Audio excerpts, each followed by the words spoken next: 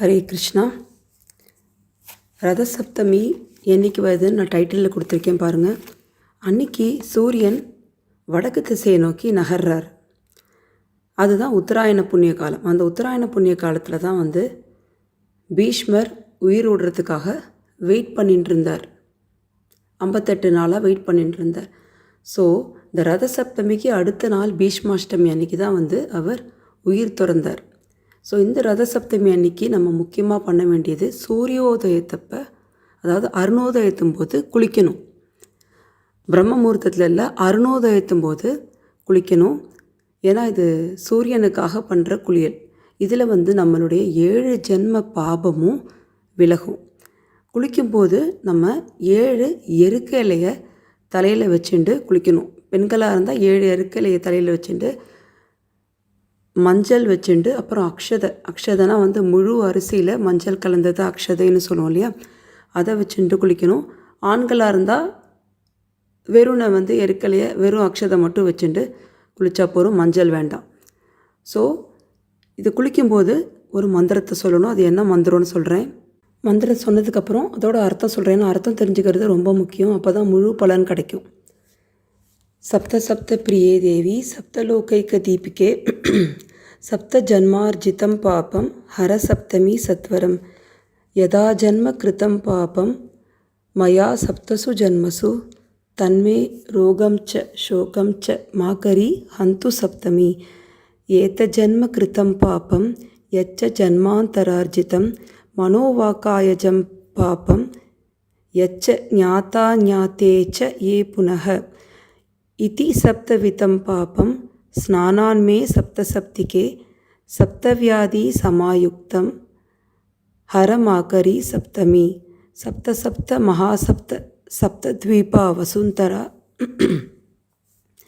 ஸ்வேதார்க்க பர்ணமாதாய சப்தமி ரத சப்தமி இப்படின்னு சொல்லிட்டு நம்ம தலையில் தண்ணியை ஊற்றி மனசால் நினச்சிக்கணும். அதாவது இந்த ஸ்லோகத்துக்கான அர்த்தம் என்னென்னா, நான் 7 ஜென்மத்தில் செஞ்ச பாபமும் என்னை விட்டு விலகணும்.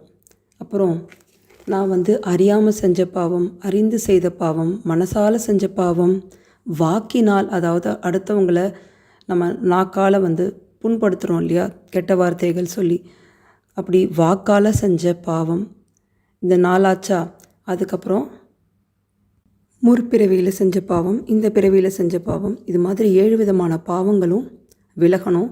அப்புறம் 7 விதமான ரோகங்களும், ரோகம்னா வியாதி, இந்த பாவத்தினால் நமக்கு வர 7 விதமான வியாதிகளும் இருந்தால் விலகணும் அப்படின்னு சொல்லி நம்ம வேண்டி இந்த குளியலை பண்ணுறோம். அதாவது முக்கியமாக ரத சப்தமி அன்றைக்கி குளிக்கிறது எப்போனா அருணோதயத்தும் போது.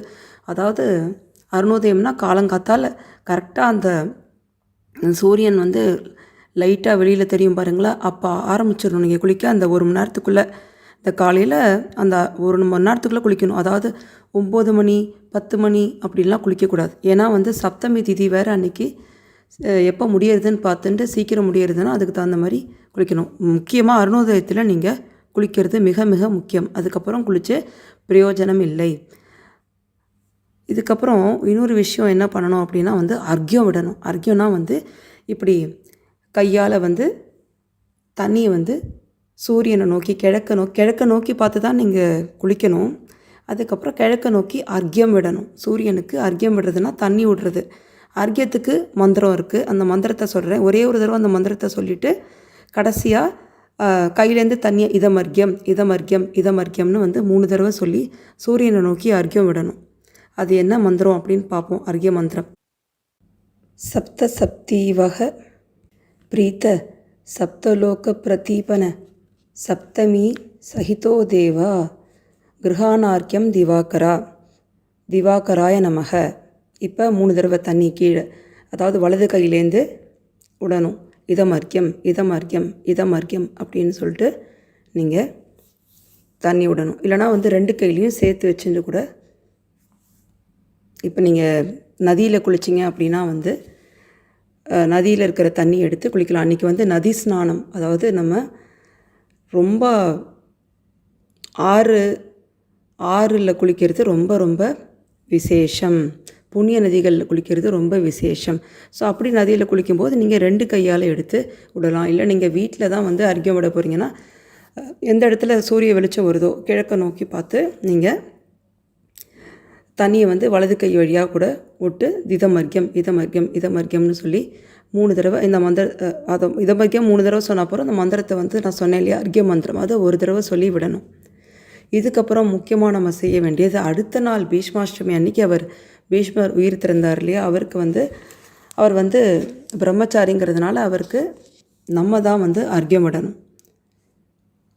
அதை வந்து முக்கியம். ரத சப்தமி ஃபாலோ பண்ணுறதும் முக்கியம்.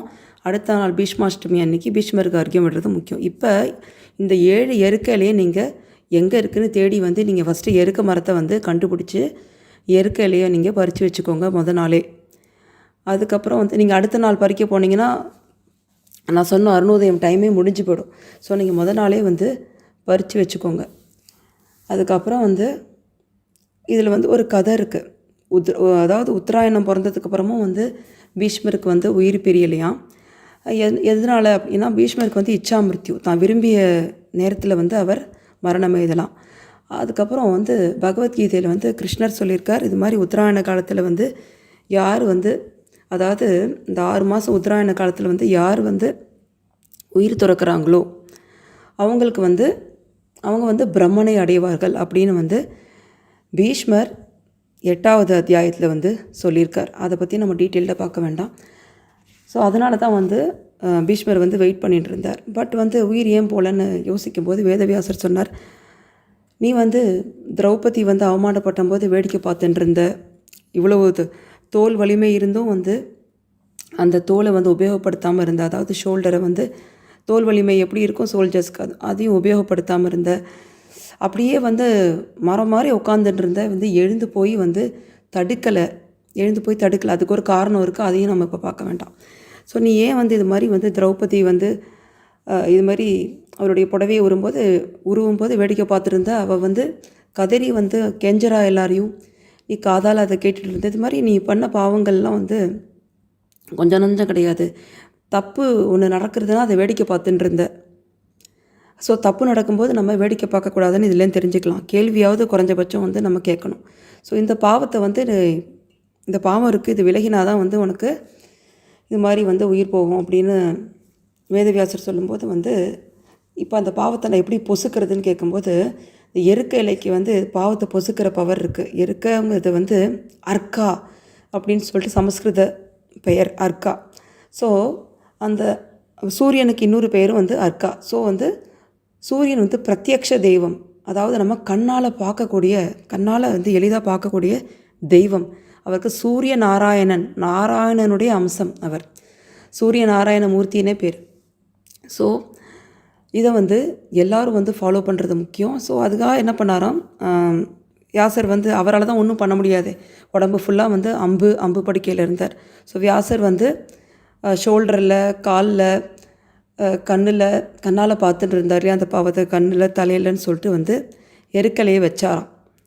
ஸோ அதுக்கப்புறம் வந்து அந்த பாவம் விலகினதுக்கப்புறம் அடுத்த நாள் வந்து பீஷ்மாஷ்டமி அன்னைக்கு வந்து அவர் உயிர் துறந்தாராம். ஸோ நம்ம வந்து இப்போ நம்மளுடைய மூதாதையர்கள் இறந்துட்டால் நம்ம என்ன பண்ணுவோம், அந்த தர்ப்பணம் கரெக்டாக அந்த திதியில் எந்த திதியில் இறந்தாங்களோ அந்த நாளில் வந்து நம்ம பித்திரு தர்ப்பணம் அதுமாரிலாம் பண்ணுவோம் இல்லையா. இப்போ வந்து எல்லாருமே வந்து ஈஸியாக வந்து அர்க்கியம் விடலாம் பீஷ்மருக்கு, ஏன்னா அவருக்கு வந்து குழந்தைகள் கிடையாது அப்படிங்கிறதுனால.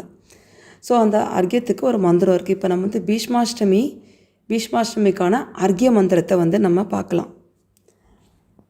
ஓகேவா? நம்ம இப்போ ஸ்லோகத்தை பார்ப்போம், பின்னாடி அர்த்தம் பார்க்கலாம்.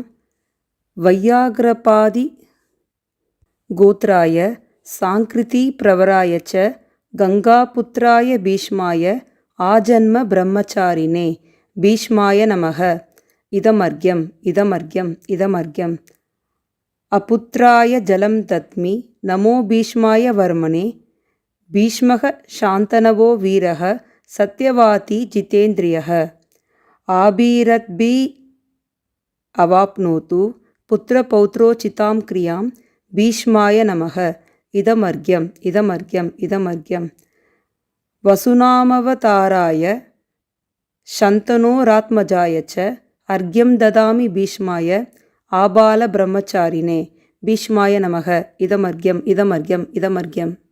இப்படி நம்ம இதமர்க்யம்னா 3 தடவை வந்து நம்ம கையிலேருந்து தண்ணி எடுத்து 2 கையாலையும் சேர்த்து கீழே விடணும். நீங்கள் கிழக்க நோக்கி கூட விடலாம், மனசில் வந்து பீஷ்மரை நினச்சி விடணும். இதுதான் நம்ம வந்து பீஷ்மருக்காக வந்து செய்கிற மரியாதை. இதில் முக்கியமான விஷயம், ரதசப்தமிக்கு அர்க்யம் விடும்போதும் சரி, இந்த பீஷ்மாஷ்டமிக்கு அர்க்யம் விடும்போதும் சரி, எள்ளு சேர்க்கக்கூடாது தண்ணியில். வெறும் தண்ணியை தான் வந்து நீங்கள் அர்க்யமாக வந்து விடணும். அதாவது இதில் வந்து அவருடைய கோத்திரத்தை சொல்கிறோம். வையாகிர பாதினா வந்து அவருடைய கோத்திரம், அவரோட கோத்திரத்தை சொல்கிறோம். அப்புறம் வந்து அவர் வந்து யாருடைய பிள்ளை? கங்கா புத்திரன், கங்கையினுடைய பிள்ளை நமக்கு எல்லாருக்கும் தெரியும். அதுக்கப்புறம் சாந்தனு தான் வந்து அதாவது தேவவிரதன். அந்த பீஷ்மருடைய இயற்பெயர் வந்து தேவவிரதனுடைய அப்பா இல்லையா? ஸோ வந்து அப்பா பேரை சொல்லி நம்ம இதுமாரி அவர் கோத்திரம் இதுமாரி பேர்லாம் சொல்லி வந்து அபுத்ராய, புத்திரன் இல்லை, அதாவது குழந்தை இல்லை அப்படின்னு சொல்லி நம்ம வந்து அவர் குழந்தை இல்லைங்கிறதுனால நம்ம அர்க்யம் அப்படின்னாலே வந்து தண்ணி அப்படின்னு அர்த்தம். எள்ளு இல்லாத தண்ணியை வந்து நம்ம விடுறோம். இதுமாரி பண்ணுறதுனால என்ன பலன் அப்படின்னா வந்து போன வருஷம், அதாவது இப்போ நம்ம வந்து இப்போ 2023 இருக்கோன்னா போன வருஷம் வந்து 2022. ஸோ 2022 நீங்கள் ஏதாவது பாவம் செஞ்சுருந்தீங்க அப்படின்னா வந்து அது எல்லாம் விலகிடும் அப்படின்னு நீங்கள் புரிஞ்சுக்கணும். இதை செய்யலைன்னா என்ன ஆகும் அப்படின்னா வந்து நீங்கள் வந்து போன வருஷம் நீங்கள் செஞ்ச புண்ணியம் விலகி விடுமா.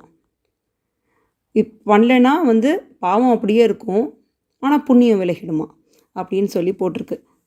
ஸோ இப்போ வந்து நம்ம ரெண்டுத்தையும் சேர்த்து சொல்கிறேன், தனித்தனியாக வீடியோ போடல. ஏன்னா ரெண்டுமே முக்கியம் அப்படிங்கிறதுனால தான் வந்து ரதசப்தமி பீஷ்மாஷ்டமி ரெண்டுத்தையும் சேர்த்து வீடியோவாக போட்டேன். ஸோ ரதசப்தமிக்கு என்ன பண்ணோம், 7 எருக்க இலையை தலையில் வச்சுண்டு அந்த மேலே டாப்பில் இருக்கிற எருக்கலை மேலே வந்து லேடிஸாக இருந்தால் அக்ஷதைனா முழு பச்சரிசியில் மஞ்சள் கலந்தது தான் அக்ஷதைன்னு சொல்லுவாங்க. அதை வச்சுட்டு கொஞ்சம் மஞ்சளும் எக்ஸ்ட்ரா போட்டுட்டு நீங்கள் தலைக்கு அந்த அந்த ஸ்லோகம் இருக்கையா ஸ்நான மந்திரம், குளிக்கிறதுக்கான ஸ்லோகத்தை வந்து நீங்கள் சொல்லணும். சொல்ல வரல, சில பேருக்கு வாயில் மந்திரம் வரல அப்படின்னா ஒன்றும் பிரச்சனை இல்லை.